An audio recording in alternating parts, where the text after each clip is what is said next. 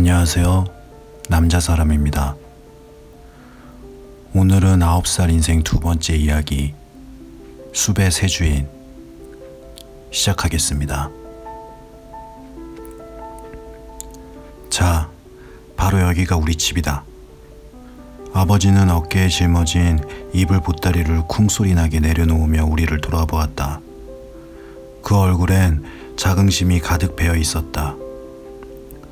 어머니도 어린아이처럼 환하게 웃으며 살집을 바라보았다. 검정 루핑으로 덮어놓은 지붕 위의 햇살이 뜨겁게 내리쬐고 있었다. 바로 여기가 우리 집이다. 아버지의 이 말은 묘한 감동을 주었다. 우리 집.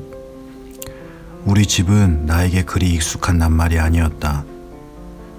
그동안 우리는 아버지의 친구 집에서 퍽 오랫동안 얹혀 살아야 했다. 그 집은 우리 집이 아니었다. 우리 집이란 더 이상 누구의 눈치도 보지 않아도 좋음을 의미한다. 나는 이 사실 때문에 퍽 흥분했던 것 같다. 나는 재빨리 달려가 우리 집을 구석구석 살피기 시작했다.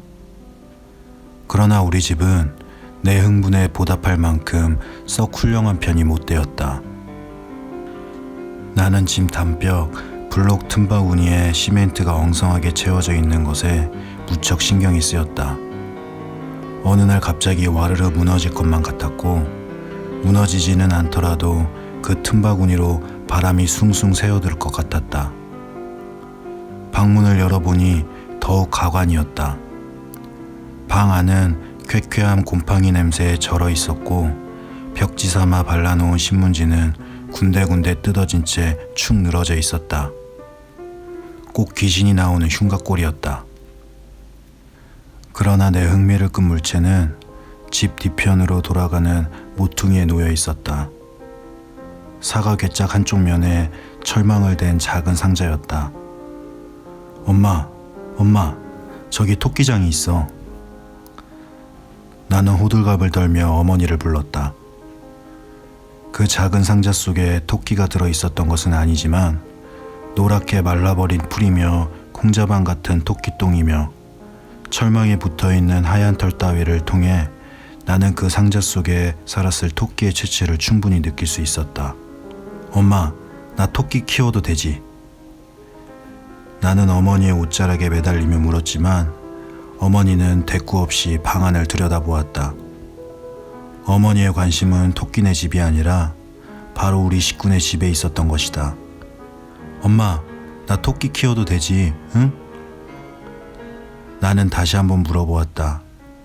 저번 남의 집 살이할 때 같았으면 어머니는 무조건 안 돼를 외쳤을 테지만 이날만큼은 너그러워지지 않을 수 없었던 모양이다.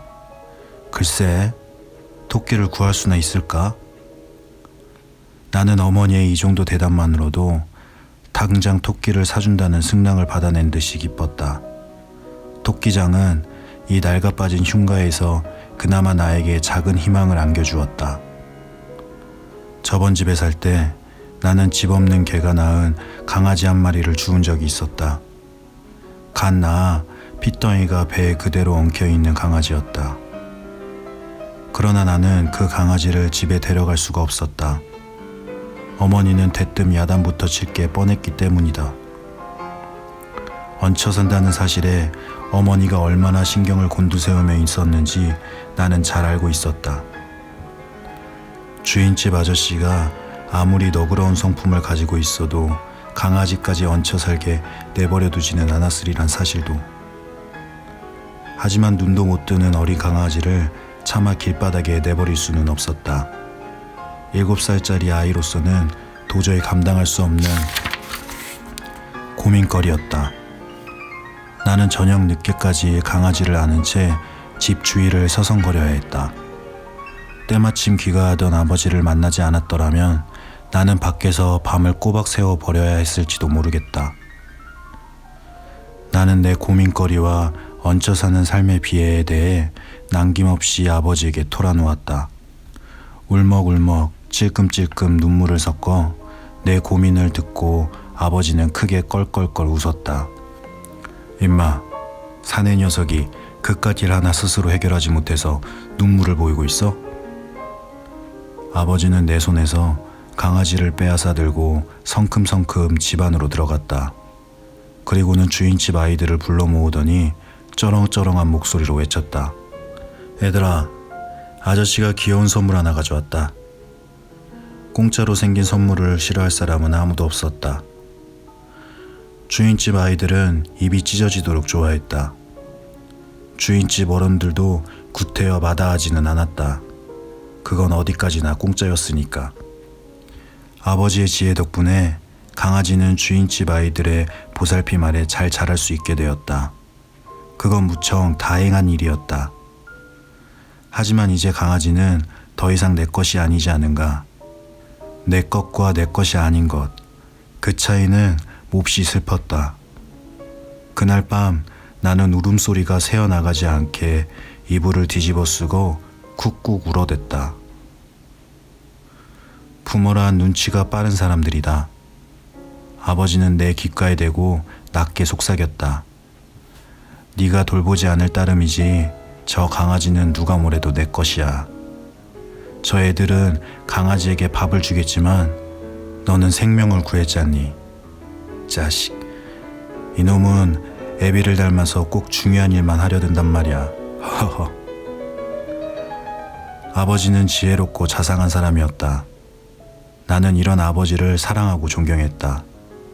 내 것과 내 것이 아닌 것, 이 차이의 슬픔을 아버지도 느끼고 있었던 게 틀림없었다. 그래서 아버지는 마침내 산꼭대기에 남아 우리 집을 마련한 것이리라. 이제 강아지가 아니라 송아지를 키운다 해도 뭘 할 사람은 없었다. 아무리 흉가 같아도 그 집은 분명 우리 집이었으므로. 살림이 차곡차곡 들어오고 우리 집은 어느 정도 정리되어 가기 시작했다. 어머니는 큰 길가 고물상에서 구해온 신문지로 방 도배까지 깔끔히 끝냈다. 아버지는 이사한 다음 날부터 곧바로 채석장에 출근을 해야 했으므로 이삿짐 정리는 어머니와 나의 몫이었다. 5살 여동생 여운이도 깨어질 위험이 없는 작은 짐들을 나르며 한몫 거들었다. 여운이는 며칠 동안 흉가 같은 집을 우리 집으로 쉽사리 인정하려 들지 않았다. 이사 온 첫날에는 종일토록 우리 집에 가자며 칭얼칭얼 보채고 뻑뻑 울어댔다. 하룻밤이 지나자 그 아이도 우리가 이미 옛집으로 돌아갈 수 없음을 알아차리고 새로운 환경에 적응하려 애쓰는 눈치였다. 새집이 낯설기론 9살이나 먹은 나 또한 마찬가지였는데 특히 밤에는 벌판에서 자는 듯이 헛헛한 느낌이 들곤 했다. 우리 집은 산동네에서도 가장 높은 집이었다. 산의 능성을 따라 담장조차 없이 다닥다닥 붙은 집들이 들쭉날쭉 늘어져 있었다. 우리 집은 그 능성 꼭대기에 자리 잡고 있었다. 산동네 능성 맞은편 아래는 울창한 숲이었다. 우리 집 한쪽 밑으로는 집들이 우글우글 모여있고 다른 쪽 밑으로는 울창한 숲이 있었던 것이다. 산동네와 숲 사이에는 철조망이 마치 휴전선처럼 길게 이어져 있었는데 철조망의 일부는 우리 집 담벼락 바로 곁에 지나고 있었다. 그 철조망 너머로는 아름다운 숲이 보였다. 숲에는 아름드리 나무들이 있고 작은 개울도 보였는데 집은 단 한 채도 보이지 않았다. 철조망의 이쪽과 저쪽은 완전히 다른 세계였다. 이쪽은 허름한 집들이 한 뼘의 여유도 없이 우글우글 붙어 있었고 저쪽은 집 한 채 구경할 수 없는 완전한 자연 그대로였던 것이다. 나는 이것을 무척 이상하게 여겼다. 우리 집이 저 숲속에 있었으면 좋았을걸. 나는 철조망에 매달려서 이런 생각을 했다. 여민아, 점심 먹자. 어머니의 부름에 나는 쪼르르 방으로 달려갔다. 갓 도배를 마친 방 안에는 물컹한 밀가루 풀 냄새가 났다. 엄마, 우리 아버지더러 저쪽 숲에 집을 짓자고 해. 응? 나는 점심을 먹으며 어머니에게 말했다. 어머니는 방긋 웃었다. 그쪽은 안 돼. 왜? 임자가 있는 산이래. 산에 임자가 있어? 산뿐만 아니라 모든 땅에는 다 임자가 있지. 하지만 저쪽 숲에는 집이 한 채도 없던걸? 집이 없어도 임자는 있지. 집이 없으면 그 사람은 숲에서 사나? 아니, 집은 다른 곳에 있고 산은 그냥 가지고 있는 거야. 뭐 때문에 그냥 가지고 있어? 질문이 까다로웠던 모양이다. 숲에서 살지도 않는 사람이 무슨 권리로 숲을 차지하고 있느냐. 수백만 년 인류 역사에 걸친 사적 소유의 경제학을 어찌 한마디로 간단히 대답할 수 있으랴. 어머니는 한참 궁리하다가 어물쩍 대답했다. 그건 그 사람 재산이니까. 꼭 살지 않아도 자기가 가졌으면 그건 재산이야. 그럼 우리도 살지 않고 그냥 가지고 있는 재산이 있어? 없어. 왜 없어? 가난하니까. 왜 가난해? 어머니는 말문이 막힌 듯 머뭇거렸다. 사실 나는 가난이 어른들의 가슴을 얼마나 아프게 하는 낱말인지 잘 알고 있었다. 어른들은 이 말을 들으면 금세 표정이 어두워지곤 하니까. 나는 이 질문을 물리기로 마음먹었다. 오늘부터 저 숲의 임자는 우리야. 뭐? 그냥 가지고 있는 건 누구나 할 수 있는 일이잖아. 그러니까 우리도 저 숲을 그냥 가지고 있어도 돼. 어머니는 살포시 웃으며 내 머리를 가만히 쓰다듬어 주었다.